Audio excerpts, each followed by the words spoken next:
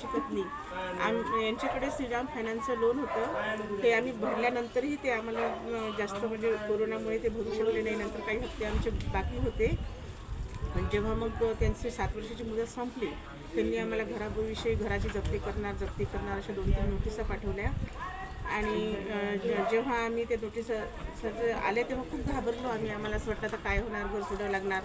कोणी अशी माहिती देत होते की पोलीस लोक येतात, घरातून काढतात, असं होते तसं होते. खूप घाबरलो होतो आम्ही. असं वाटत होतं काय करावं काय नाही. आम्ही सेटलमेंटसाठी सुद्धा त्यांच्याजवळ गेलो.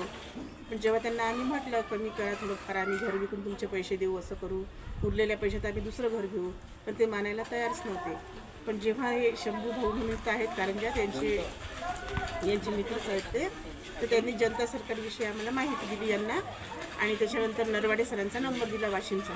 आम्ही तसंच ऑफिसमधून परत त्या सरांकडे गेलो, नरवाडे सरांकडे, आणि त्यांना माहिती विचारली, आवेदनपत्र भरलं, सर्व केलं. आणि जे नरवाडे सरांनी जी माहिती दिली त्याच्यामध्ये 50% आमच्या मनाला धीर आला.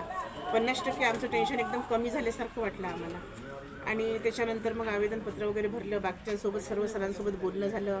कानडे सर, बसव सर, आणखी बरेचसे सपकाळ सर, यांचे त्यांनी फोन नंबर वगैरे दिले, त्यांच्याशी कॉन्टॅक्ट केला.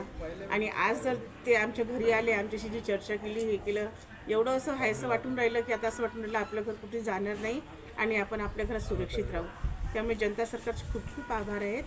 आणि नेहमी असंच आम्ही कोणाच्या मदतीला येऊ गरज पडली तर, आणि त्यांच्यासोबत नेहमी राहू. धन्यवाद.